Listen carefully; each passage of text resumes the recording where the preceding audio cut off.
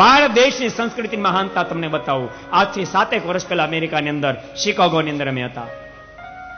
Michael African યોગ સિદ્ધ કરેલો પુરુષ અમને મળવા માટે આવ્યા.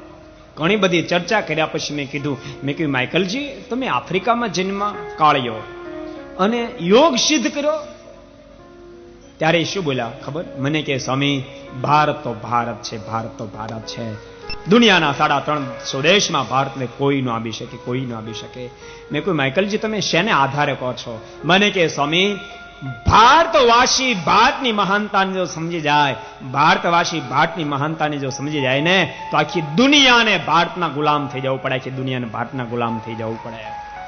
એ કે સ્વામી, મોટી ફેક્ટરી 2 ચલાવતો હતો. હું ઇન્ડિયાની અંદર ફરવા માટે આવેલો.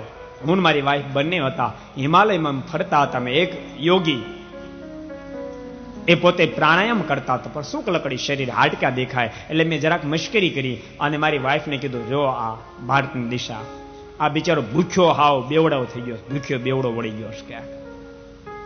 અને મારા શબ્દ મેં ઇંગ્લિશમાં કીધું, પણ એ પોતે તરત આંખ ખોલી અને મને કહે, શું કહે છો?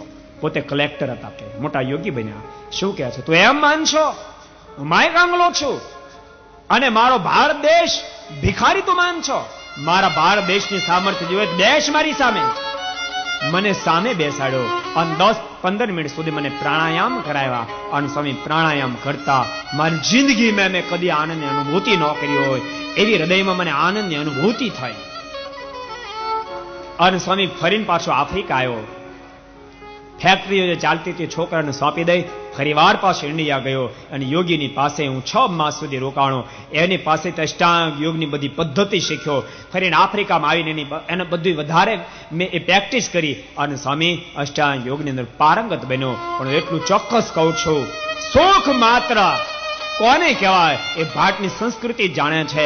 દુનિયા બધા દેહના સુખની પાછળ ગાંડા થયા છે. આત્મા સુખ, આત્મા રંજન તે ભારત દેશની સંસ્કૃતિને જ ખબર છે, એને જ ખબર છે. જોજો ભક્તજનો, ગાંડા નહીં થઈ જતા, ગાંડા નહીં થતા જતા. દુનિયાના સુખને જોઈને ગાંડા નહીં થઈ જતા.